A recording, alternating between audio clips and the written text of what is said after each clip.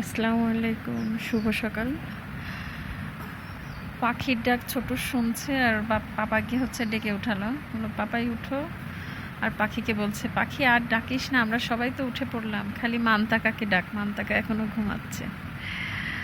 তাই তাই তাই ঘুমাচ্ছে এই বোকা ছেলে। বলছে যে পাপাই উঠো, শুনতে পাচ্ছ না পাখি তোমাকে ডাকছে। সকালে অনেকগুলো চালের রুটি বানালাম আমি আর আমার শাশুড়ি দুইজন মিলে। আজকে হচ্ছে আমার ডায়াবেটিসটা একটু টেস্ট করব। আমার কি কালকে এত গা কাঁপছিল হঠাৎ করে, আর এমনিতে আমার হচ্ছে বর্ডার লাইনে আছি আমি ডায়াবেটিসের। তো আজকে হচ্ছে সুগারটা টেস্ট করব। ছোট তুমি কি শুনছো? ছোট কি শুনছো?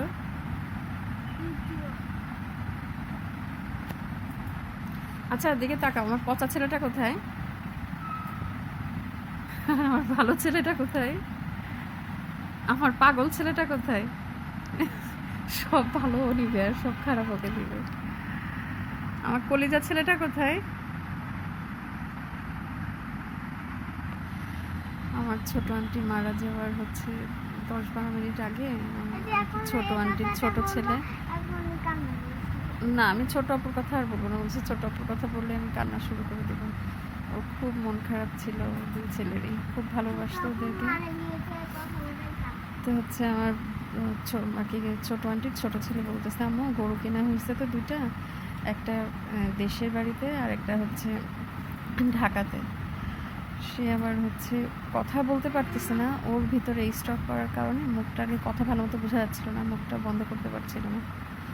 তার মধ্যে কত চালের রুটি বানালাম, এখনও গরম ধোয়া বেরোচ্ছে।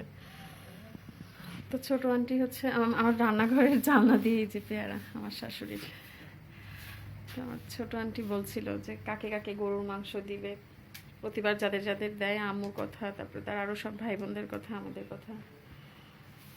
পরে যখন হচ্ছে ঈদের পরের দিন মাংস পাঠাইছে, আম্মু খুব কান্নাকাটি করছিল যে আমার বোন দেখ মরে যাওয়াবে, সেই মুহূর্তেও সবার কথা বলে বলে রেখে গেছে। মারা যাওয়ার একটুখানি আগে হচ্ছে নাকি দিগন্তকে আর কি ছোটো আন্টির ছোটো ছেলেকে বলতেছে যে বাবু আমাকে একটু আদর করে দাও তো। পরে ও আবার একটু কপালে আদর করে দিল, চুমো দিয়ে দিল। কত অসহায়, হ্যাঁ আমরা সবাই আসলে একজন মানুষ চলে গেলে না, তখন আমরা তার প্রতি অনেক ভালোবাসা দেখাই, যখন থাকে তার মূল্যায়নটা আমরা কেউ বুঝি না। সুন্দর গাছের মাথায় বসে ডাকছে। এই যে আমার হচ্ছে সুগার টেস্ট করব, তো সব প্রসেসিং চলছে। তো আমার হচ্ছে ও বলতেছিল যে আমি যদি টেস্টে ধরা পড়ে এরকম, তাহলে এরপরে ঢাকায় যেয়ে আবার ডাক্তার দেখাতে হবে ভালো করে। পরে আমি বললাম যে 10 নম্বরে ওখানে যাব না, বন্যাপুর ওখানে গেলে অনেক স্মৃতি মনে পড়বে, আরও সবাই অনেক গল্প করবে বন্যাপুর, আমারও খারাপ লাগবে তাদেরও খারাপ লাগবে। আমি তো ভয় পাচ্ছিলাম রক্ত দিতে। পরে আমাকে একটা ধমক মেরে দিল, পরে শুয়ের খোঁচা খেলাম। কেউ ইচ্ছা করে কি শুয়ের খোঁচা খেতে পারে? পরে তো এই যে আর রক্ত নিল যে স্টিকটায়, সেটাও কেমন রক্ত চুষা, একদম চুষে নিল দেওয়ার সাথে সাথে। তারপরে আমার তো হচ্ছে ডায়াবেটিস হচ্ছে ধরা পড়লো। আমার এই মেশিনের এটা আমার বিশ্বাস হয় না। তারপর আরেকবার বাসায় যেয়ে হচ্ছে ঢাকায় যেয়ে ডাক্তার দেখাবো, সেখান থেকে বোঝা যাবে রিপোর্ট আসলে কি আসে। তবে আমি কিন্তু অত মিষ্টি টিষ্টি কোনো কিছুই খাই না, আমার আর কি মিষ্টি জাতীয় জিনিস আমার খুব কম ভালো লাগে। কিন্তু ববি আপু যখন রাজবাড়ির একটা মিষ্টি নিয়ে আসে, ওটা খুব ভালো লাগে আমার। আমার বরের, ও প্রচুর পরিমাণে মিষ্টি খায়, কিন্তু ওর হচ্ছে সুগার নাই একদমই। আর পরে তো আমার সব এই যে আন্ডা বাচ্চা দোস্ত বন্ধু, দেবর ননদ, তারপরে ভাগ্না ভাগ্নি সব চলে আসছে। আমরা সবাই মিলে যে 5 গুটি খেলছিলাম, যে ছোটোবেলার শৈশব। তা আমার মান্তাকাকে ওর হচ্ছে আবার 1 সেট 5 গুটি দিয়ে দিছে। সেইটা যে কিভাবে প্রসেসিং করেও নিয়ে আসছে, মানুষ মনে হয় গহনাও, গোল্ডের যে গহনা থাকে সেই গহনাও মনে হয় এত যত্ন করে নিয়ে আসে না। কাগজ দিয়ে পেঁচায়, বড় করে একটা পলিথিনে নিয়ে পেঁচায় পেঁচায় তারপর ব্যাগে ঢুকাইছে। তো আমাদের হচ্ছে আজকে জোহান পার্কে যাওয়ার কথা ছিল।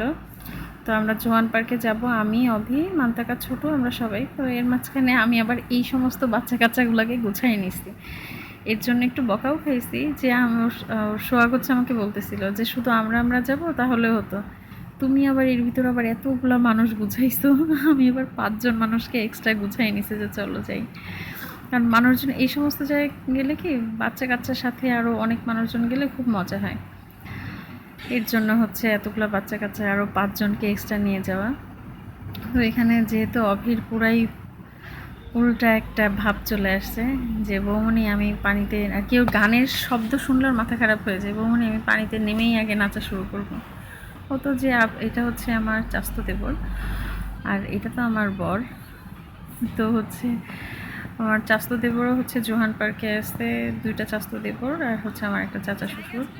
আর জোহান পার্কের যে মালিকটা এটা হচ্ছে আমার শ্বশুরের আত্মীয় আর কি, শ্বশুরের চাস্তো ভাই। আর এমনিতেও আমার ঝিনাইদহে যখনই আসি আমার মনে হয় পর্যন্ত 15-20 বারের উপরে জোহান পার্কে আসা হয়ে গেছে। তো আমি এবার বলছিলাম বাচ্চাদেরকে যে অন্য কোনো রাইডসে উঠবো না, শুধু যাব ওয়াটার কিংডম ওই সাইডেই। পরে বাচ্চারা তো খুব খুশি, হ্যাঁ যাবে যাবে, শুধু ওইটুকুনেই যাবে। কিন্তু ছোটু আমার কথা রাখেনি, ও হচ্ছে পানিতে ভিজে টিজে একদম পুরো কাকের মতো হয়ে গেছে, তারপরও কান্না শুরু করছে ও রাইডসে উঠবে। পরে আমি আর ওকে উঠাইনি। অভি তো যেই নাচা শুরু করে দিচ্ছে আর বারবার শুধু বলতেছিল এইসব জায়গায় একা আসতে ভালো লাগে, আসতে হবে হচ্ছে বন্ধু টন্ধুদের সাথে। ওই যে লাফাতে লাফাতে লাফাতে লাফাতে আসছে আমার কাছ থেকে একটা ক্যাপ নিল, লাফাতে লাফাতে না আমি ক্যাপ রাখতে পারবো না, এখন ক্যাপ রাখার মুডে নাই, আমি নাচের মুডে আছি। নাচতে নাচতে চলে গেল। আর এইদিকে আমার বর বলল যাও একটু হেঁটে ভিডিও করো। আমি হাঁটতে যেতে যেয়ে ভয় পাচ্ছিলাম, সামনে একটা মহিলা নাচছিল। আপা আমার এমন একটা কাজ করলো, সরি আপা না ননদ, যেহেতু আমি শ্বশুরবাড়ি এলাকা তাহলে সবাই আমার ননদ। সেই মহিলা আমাকে এমন করে একটা কোমর দিয়ে এমন একটা ধাক্কা দিল, আমি পড়ে যাচ্ছিলাম। সেই মহিলা নাচার জন্য পুরো একদম মাতাল ছিল, আমাকে ধাক্কা দিয়ে ফেলে দিচ্ছিল, আমি অথচ তাকে চিনিও না। কী কামটা করলো। যাই হোক, এখানে তো সবাই অনেক আনন্দ করছিল, ঘোরাঘুরি নাচানাচি। একবার হচ্ছে এইখানে এই সাইডে আসতে হচ্ছে, আর একবার ওইখানে সুইমিংয়ে ওই পানিতে যেতে হচ্ছে। পরে অভি বললো হচ্ছে, আমি বললাম যে অভি সবাই যেহেতু নাচছে আমি তো আর নাচতে পারি না, আমি আর একটু ঘুরি।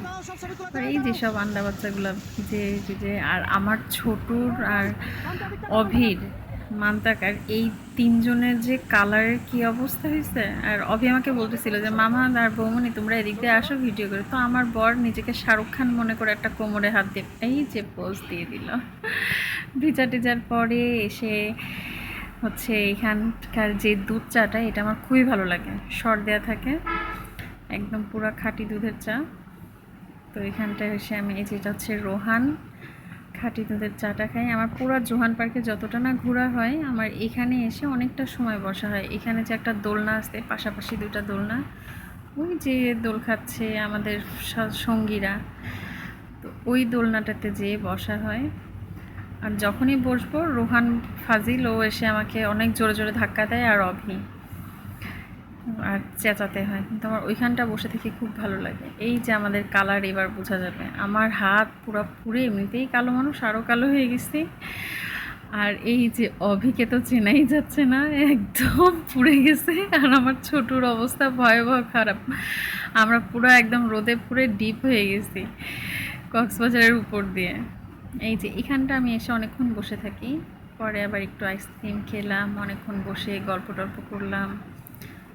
চলে যাব করছি, কিন্তু বাচ্চারা কেউ যাচ্ছে না। রভি এর মাঝখানে ওই আলাদিনের কাছে যে হচ্ছে ছবি তুলবে, আমার ফোনটা নিয়ে আমি হাওয়া হয়ে গেছি। ও কোথায় আমি কোথায় কেউ জানি না, আমি ওখানে বসে আছি, ওরা ঘুরে ঘুরে বেড়াইছে।